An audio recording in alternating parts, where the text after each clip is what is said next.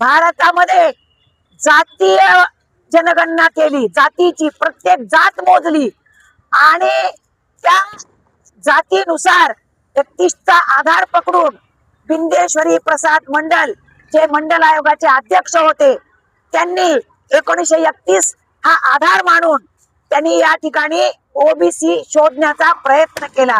या देशातला साळी माळी तेली कोष्टी तांबोळी आतार मण्यार लोहार खाटी कांजारी वंजारी पिंजारी छप्परबंद झुला मोमीन ज्याला आपण 18 पगड जात असं म्हणतो, या जातींना सामाजिक मागासलेपण, शैक्षणिक मागासलेपण, सांस्कृतिक मागासलेपण, राजकीय मागासलेपण हा निकष लावून मंडल आयोगामध्ये समाविष्ट केलेल्या ह्या जातींना या ठिकाणी संधी देण्याचं काम विश्वनाथ प्रताप सिंगांनी केलं। त्यावेळी विश्वनाथ प्रताप सिंगाच्या जनता दलाकडे फक्त 143 खासदार होते, त्यांना बहुमत मिळालं नव्हतं। पण निवडणूक जाहीरनाम्यात जनता दलानं असं वचन दिलं होतं की आम्ही जर निवडून आलो तर आम्ही मंडल आयोगाची अंमलबजावणी करू। म्हणून काशीराम, शरद यादव, रामविलास पासवान या सगळ्यांनी पीपी सिंगाला विनंती केली की आमचे हात जोडून तुम्हाला विनंती आहे, आपण निवडणूक जाहीरनाम्यात दिलेल्या वचनाचा भंग करू नका। सरकार या ठिकाणी वचनबद्ध आहे आणि म्हणून तुम्ही ह्याचा अभ्यास केलेला आहे, मंडल आयोग लागू करा। या ठिकाणी त्याच दरम्यान देवीलाल हे जनता दलातच होते, ते खासदार होते, ते उपमुख्यमंत्री उपपंतप्रधान होते, ते बंड पुकारलं त्यांनी आणि ह्या बंडानंतर व्हीपी सिंग साहेबाला शरद यादव असं म्हणाले कि देखो सरकार ऐसा भी जाने वाला है, जा रहे हो शहीद तो हो रहे हो, तुम्हारी टांग तो टूटने वाली है एक, तो आप एक काम करो, मंडल आयोग सोशल जस्टिस सामाजिक न्याय पिछड़े को दे दो। डॉक्टर लोहिया ने जो कहा था 600 पाने बांधी गांठ पिछड़ा पावे 100 में 60, तो जो पिछड़ा अति पिछड़ा है इनको तुम आरक्षण दे दो। शेवटी व्हीपी सिंगांनी हे आरक्षण 7 ऑगस्ट 1990 ला जाहीर केलं। आमचं सरकार जनता दलाचं त्यावेळेस भारतीय जनता पक्षाच्या पाठिंब्यावर होतं। ज्या भारतीय जनता पक्षाने असं सांगितलं की तुम्हाला हे रद्द करावं लागेल, आमचा ह्याला विरोध आहे, जाहीर विरोध आहे। अश्रुधुराच्या नळकांड्या फोडाव्या लागल्या, लाठीचार्ज करावा लागला, अनेक पोरांनी आत्महत्या केल्या। त्यांना कळलंच नाही की कुणासाठी हे लागू आहे। ओबीसीचेच पोरं ओबीसीच आरक्षण नको म्हणून लढत बसले, त्यांना कळलं नव्हतं की हे आरक्षण का दिलंय आम्हाला, म्हणून कुणाला दिलंय।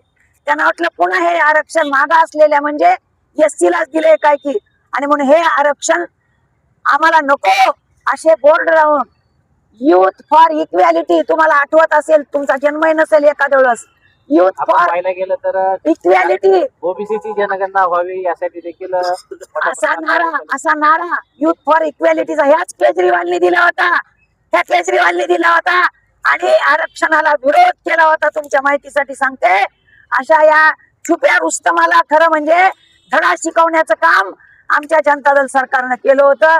तुम्ही असं म्हणालात की जातीगत जनगणनेचा विषय आता तुम्ही काढला, आमची भारत सरकारला विनंती आहे, 31 नंतर जेवढ्या जनगणना झाल्यात त्याच्यामध्ये एकदाही ओबीसीची जातवार जनगणना झालेली नाही। तर आमची जातवार जनगणना केली पाहिजे, कारण आमचा विकास ओबीसीचा खरा जर तुम्हाला करायचा असेल, 100% मंडल आयोगाची अंमलबजावणी जर तुम्हाला करायची असेल तर जातवार जनगणना ही केलीच पाहिजे। जसं उदाहरणार्थ एससी एसटी ला आरक्षण आहे, त्यांचं बजेट दिल्लीहून येतं, त्यांच्या विकासाच्या योजना चांगली गोष्ट आहे राबवल्या जातात, त्या धर्तीवर ओबीसीला तुम्ही मोजा। 1931 ला आम्ही 52% होतो, आता किती आहेत त्याचा हिशोब तुम्ही केला पाहिजे, तर आम्हाला खरा न्याय ओबीसीला मिळू शकेल। आमचं आरक्षण संपल्यात जमा आहे। आज कॉर्पोरेटनी आमच्या आरक्षणाला गिरट्या घालायला सुरुवात केलेली आहे। जिथं नोकऱ्या मिळत होत्या त्या नोकऱ्या मिळणाऱ्या ठिकाणाचं सगळं खाजगीकरण भारत सरकारनं केलेलं आहे। मग रेल्वे असेल, मग विमान असेल, मग वाहतूक असेल, ह्याचं सगळ्याचं खाजगीकरण केलेलं आहे. खाजगीकरणात आरक्षण नाही, सरकारच्या नोकऱ्यातच फक्त हे आरक्षण आहे. आणि म्हणून आमचं आरक्षण हे मिळालं पाहिजे, हे टिकलं पाहिजे. त्याच्यासाठी मी आणि आमचे सगळे हे सहकारी ओबीसी संघर्ष समितीच्या वतीनं दरवर्षी आम्ही काही ना काही कार्यक्रम, कधी केजला घेतला, कधी पाटोद्याला घेतला, कधी आम्ही फिरत फिरत असं पूर्ण जिल्ह्यात ह्या कार्यक्रमाची अंमलबजावणी आम्ही करत असतो. हे 36वे वर्ष आहे.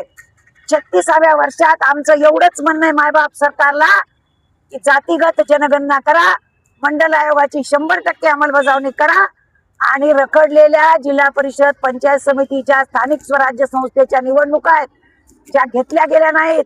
9 लाख लोकांना, ओबीसी लोकांना प्रतिनिधित्व त्यामुळे मिळतं. झडपी मेंबर तो होतो, पंचायत समिती सदस्य होतो, नगरपंचायतचा सदस्य होतो, नगरपालिकेचा होतो, महापालिकेचा होतो, ग्रामपंचायतचा सदस्य होतो. असे 9 लाख लोकप्रतिनिधी आज ह्या लाभापासून जवळपास वंचित आहेत.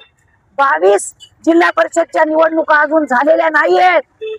देवेंद्र फडणवीस साहेब, तुम्ही म्हणता माझा आणि ओबीसीचा डीएनए एक आहे, तर मग आमच्या निवडणुका 4 वर्ष काल रखडल्यात. मिनी मंत्रालय हे, आणि मिनी मंत्रालयात नेता नसल्यामुळं करोडो रुपयाचा भ्रष्टाचार अधिकारी पातळीवर होताना आम्हाला दिसतोय. अंकुश प्रशासनावर जर ठेवायचा असेल तर लोकप्रतिनिधी असलेच पाहिजेत त्या ठिकाणी, अशा प्रकारचं आमचं म्हणणं आहे. आणि म्हणून या सगळ्या पार्श्वभूमीवर आमचं असं म्हणणं आहे की आमच्या ह्या मागण्या महाराष्ट्र सरकारच्या अखत्यारीतल्या मागण्या आहेत. ह्या मागण्या आमच्या त्यांनी मान्य कराव्यात. म्हणून आम्ही सगळे ओबीसीचे घटक या ठिकाणी जे उपस्थित आहेत त्यांच्या वतीनं हे आंदोलन आम्ही आज या ठिकाणी निदर्शनाच्या रूपामध्ये आम्ही करत आहोत. धन्यवाद. ओबीसी एकजुटीचा ओबीसी एकजुटीचा ओबीसी एकजुटीचा ओबीसी एकजुटीचा अरे आरक्षण बचाओ, आरक्षण बचाओ, आरक्षण बचाओ, आरक्षण बचाओ, आरक्षण बचाओ, आरक्षण बचाओ, आरक्षण बचाओ. भारत रत्न डॉक्टर बाबासाहेब आंबेडकरांचा घटनेत 340 कलमाची तरतूद करणाऱ्या डॉक्टर बाबासाहेब आंबेडकरांचा काशीराम काशीराम काशीराम काशीराम काशीराम काशीराम काशीराम महात्मा फुल्यांचा, महात्मा फुल्यांचा संस्थानात 1902 ला आरक्षण लागू करणाऱ्या शाहू महाराजांचा, छत्रपती शाहू महाराजांचा, आरक्षण बचाव समितीचा, आरक्षण बाबासाहेब आंबेडकरांचा, डॉक्टर बाबासाहेब आंबेडकरांचा, व्ही.पी. सिंग यांचा